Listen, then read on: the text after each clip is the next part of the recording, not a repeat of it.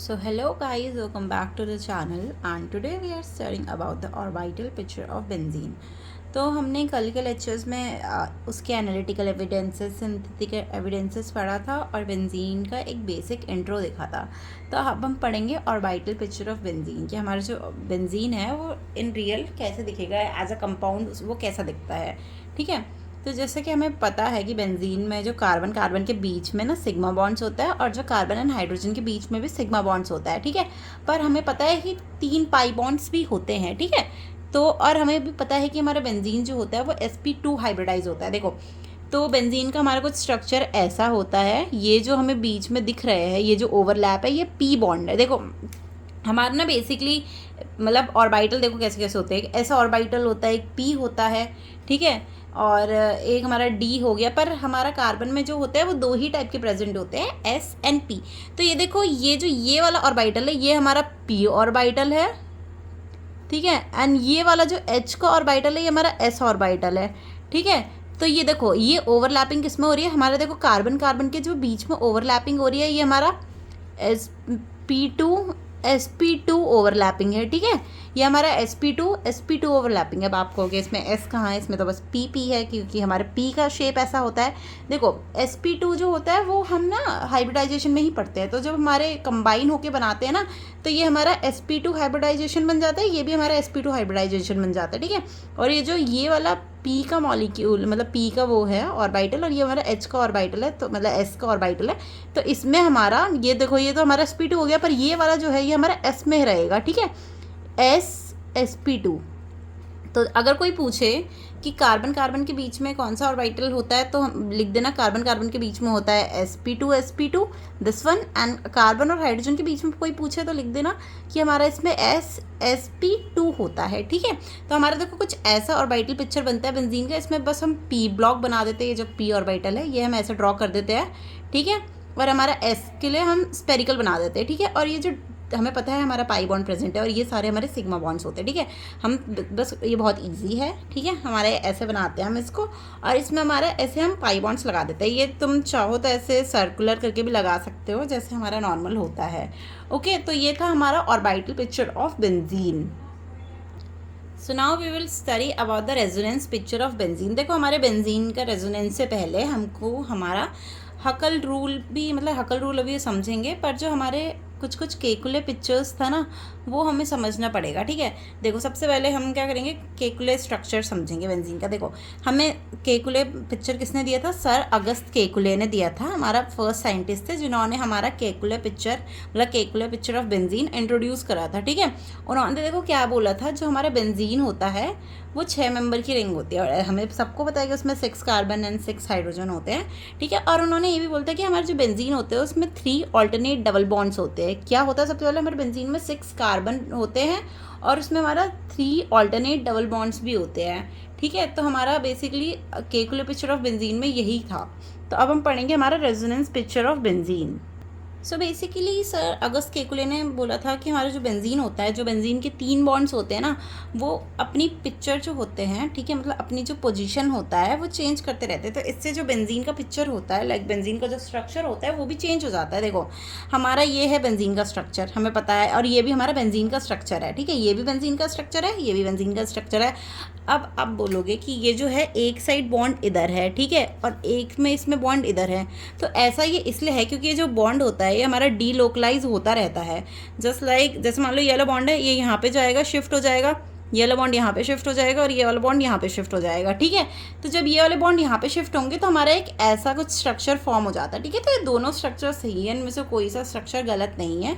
Okay, तो हमारा जो फर्स्ट और सेकेंड स्ट्रक्चर था उससे हमारा एक या हाइब्रिड फॉर्म हो जाता है। ठीक है, अब ये हाइब्रिड में देखो, अगर तुम इनको कंबाइन कर दो, ठीक है, अगर ये वाला स्ट्रक्चर और ये वाला स्ट्रक्चर को तुम कंबाइन कर दोगे तो इसमें देखोगे कि ये यहाँ पे ऐसा फॉर्म हो जाएगा। ठीक है, यहाँ पे ऐसा फॉर्म हो जाएगा, यहाँ पे ऐसा फॉर्म हो जाएगा और यहाँ पे ऐसा फॉर्म हो जाएगा। तो ये बेसिकली एक और रिंग बन जाता है अंदर। तो हमारा इसमें जो हाइब्रिड स्ट्रक्चर होता है ये हमारी ऐसी रिंग फॉर्म कर लेता है। ठीक है, और ये जो हाइब्रिड स्ट्रक्चर होता है ना हमारा, ये बहुत ज़्यादा स्टेबल होता है। वाई, बिकॉज इसमें देखो हमारे जो नॉर्मली बॉन्ड्स होते हैं वो 3 पाई जो बॉन्ड्स होते हैं वो हमारे डीलोकलाइज करते रहते हैं। ठीक है, पर जब हमारा देखो डीलोकलाइजेशन होता रहता है तो हमारा जो एक स्ट्रक्चर जो होता है हाइब्रिड स्ट्रक्चर बना लेता है ऐसा, ठीक है। तो इस हाइब्रिड स्ट्रक्चर से हमारा जो वो होता है ना बॉन्ड, वो बहुत ज़्यादा स्टेबल हो जाता है, मतलब जो कंपाउंड होता है वो हमारा स्टेबल हो जाता है। और देखो इसी के वजह से हमारे जो बेंजीन होते हैं ना वो सब्स्टिट्यूशन रिएक्शन के उसमें जाता है, ना कि एडिशन रिएक्शन में। देखो अभी हम केमिकल रिएक्शंस में पढ़ेंगे कि हमारे सब्स्टिट्यूशन रिएक्शन क्या होता है, ठीक है। देखो एडिशन रिएक्शन जो होता है ना वो बेसिकली एल्कीन शो करते हैं, ठीक है, जैसे ब्रोमिनेशन हो गया कि ऐड हो रहा है, ठीक है। बट जो बेंजीन होता है वो हमारा सब्स्टिट्यूशन रिएक्शन शो करता है मेनली, ठीक है। अब देखो सब्स्टिट्यूशन में बेसिकली क्या होता है, जैसे मान लो इसमें एक H है, ठीक है, तो इसका एक H रिमूव करके हम कुछ और कंपाउंड लगा देते हैं, ठीक है। तो अगर H भी इसमें रहता और वो कंपाउंड भी ऐड हो जाता तो हमारा एडिशन रिएक्शन हो जाता। बट अगर वो कंपाउंड भी रिमूव हो रहा है और मतलब कंपाउंड ऐड हो रहा है, और अगर H रिमूव करके वो कंपाउंड ऐड हो रहा है ना, तो वो हमारा एज अ सब्स्टिट्यूशन रिएक्शन होगा, उसके सब्स्टिट्यूट पे लग जाएगा, ठीक है। और ये एक्सप्लेन करता है कि जो हमारा कार्बन कार्बन की बॉन्ड लेंथ होती है ना वो थोड़ी इक्वल होती है, ठीक है। कार्बन कार्बन की जो बॉन्ड लेंथ होती है वो इक्वल होती है।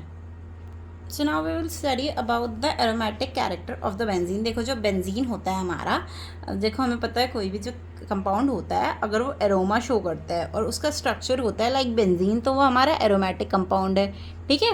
और एरोमेटिसिटी हम किसके मतलब किसके थ्रू डिटेक्ट कर सकते हैं, वो हम हकल रूल के थ्रू डिटेक्ट कर सकते हैं। तो अब हम पढ़ेंगे कि हमारा हकल रूल क्या होता है, ओके।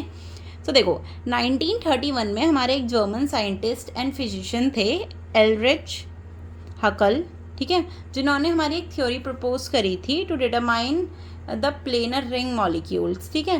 बेसिकली हमारी एरोमेटिक प्रॉपर्टीज़ उन्होंने डिस्क्राइब करी थी, ठीक है। अभी हमारी एरोमेटिक प्रॉपर्टीज़ क्या क्या होती है, मतलब हम कोई भी कंपाउंड को एरोमेटिक कैसे बोल सकते हैं, हम ये पढ़ेंगे इसमें, ओके। सो देखो पहली प्रॉपर्टी ये होती है कोई भी कंपाउंड के लिए, उसकी एरोमेटिसिटी के लिए, कि वो जो कंपाउंड होना चाहिए ना वो प्लेनर होना चाहिए, ठीक है। अब देखो प्लेनर कंपाउंड कौन से होते हैं, जिनके जो सारे एटम होते हैं ना वो एक प्लेन में लाइन करते हैं, ठीक है। प्लेनर कंपाउंड्स वो होते हैं। सेकेंड है कि कंपाउंड जो होना चाहिए साइक्लिक होना चाहिए, मतलब क्लोज्ड रिंग में होना चाहिए, ठीक है। थर्ड ये है कि जो हमारे कंपाउंड होते हैं ना उनमें कॉन्जुगेशन होना चाहिए। कॉन्जुगेशन मतलब जैसे हमारा पाई इलेक्ट्रॉन्स उसमें होने चाहिए, ठीक। कॉन्जुगेशन मतलब डीलोकलाइज इलेक्ट्रॉन्स होने चाहिए। जैसे हमारा ये है, रुको एक मिनट, हमारा बेंजीन है, ठीक है, तो उसमें कॉन्जुगेशन है। कॉन्जुगेशन मतलब एक को छोड़ के एक इसमें हमारा डबल बॉन्ड प्रेजेंट है, तो ये हमारा कॉन्जुगेशन हो गया, ठीक है। और लास्ट एंड सबसे मेन जो स्टेप होता है वो होना चाहिए कि total number of pi electrons जो होते हैं ना वो हमारा नंबर ऑफ रिंग के, मतलब हमारा एक फॉर्मूला है 4n+2 equals to pi electron, number of pi electron, ठीक है। ये जो 4n+2 है equal to number of pi electron हो जाता है, ठीक है। तो देखो हम अभी एग्जाम्पल से समझते हैं कि ये कैसे होता है, ठीक है। वेयर n, देखो n क्या होता है, हमारा नंबर ऑफ रिंग, ठीक है। हमारी नंबर ऑफ रिंग होता है n, ठीक है। और पाई इलेक्ट्रॉन कितने प्रेजेंट है, मान लो अगर हमारी नंबर ऑफ रिंग 1 होगी तो पाई इलेक्ट्रॉन 6 होंगे, अगर हमारी नंबर ऑफ रिंग 2 होगी तो पाई इलेक्ट्रॉन 10 होंगे, अगर हमारी नंबर ऑफ रिंग 3 होगी तो पाई इलेक्ट्रॉन जो होंगे वो 14 होंगे। तो हम ऐसे ही इसको कैलकुलेट करते हैं, ठीक है। अभी हम कुछ एग्जाम्पल से समझेंगे। तो देखो हमारा फर्स्ट एग्जाम्पल है ये, अगर हमारा n का नंबर, अगर हमारी नंबर ऑफ रिंग जो है वो 0 होगी तो हमारा मतलब इलेक्ट्रॉन कितना होगा, देखो अगर हमारा n 0 होगा तो हम यहाँ पे पुट कर देंगे इसको, ठीक है। फिर इसका फॉर्मूला आ जाएगा, मतलब इसका आएगा 2 पाई इलेक्ट्रॉन्स, ठीक है। तो मतलब इसमें कितने हमारे पाई इलेक्ट्रॉन 2 है, ओके। एंड सेकेंड एग्जाम्पल है अगर हमारा n 1 हो जाएगा, ठीक है, अगर हमारा नंबर ऑफ रिंग 1 हो जाएगी तो इसको पुट कर देंगे तो हमारे 6 इलेक्ट्रॉन्स आ जाएंगे। तो देखो ये वाला कैसे होगा मैं बताती हूँ। देखो नंबर ऑफ रिंग कितनी है, रिंग इसमें सिर्फ 1 है, देखो ये जो रिंग है ये 1 है इसमें हमारी, और हमारे नंबर ऑफ इलेक्ट्रॉन कितने हैं पाई, ये हमारे 1 2 3 4 5 6। देखो अब तुम बोलोगे कि 6 कैसे हो गए, तो सिर्फ 3 बॉन्ड्स है। देखो हमारा क्या होता है, एक जो बॉन्ड होता है ना उसमें 2 इलेक्ट्रॉन होते हैं, ठीक है। एक बॉन्ड में 2 इलेक्ट्रॉन्स होते हैं, एक इस एंड में एक इस एंड में। तो अगर हमारे 3 बॉन्ड्स है तो इसमें हमारे इलेक्ट्रॉन कितने होंगे, 6 होंगे, ठीक है। वैसे ही होता है हमारा।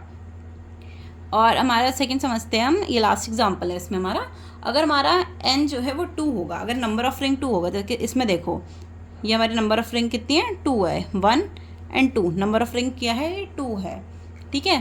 तो देखो इसमें हमारे क्या होगा, हम n में 2 पुट कर देंगे, यहाँ पे आ जाएगा 10, ठीक है, कि इसमें 10 पाई इलेक्ट्रॉन्स है। देखो अब इसमें कितने हैं हमारे पाई इलेक्ट्रॉन्स, 1 2 3 4 5 6 7 8 9 10। दोबारा हमारे इसमें 5 जो है वो पाई बॉन्ड है और जो हमारे 10 है वो पाई इलेक्ट्रॉन्स है।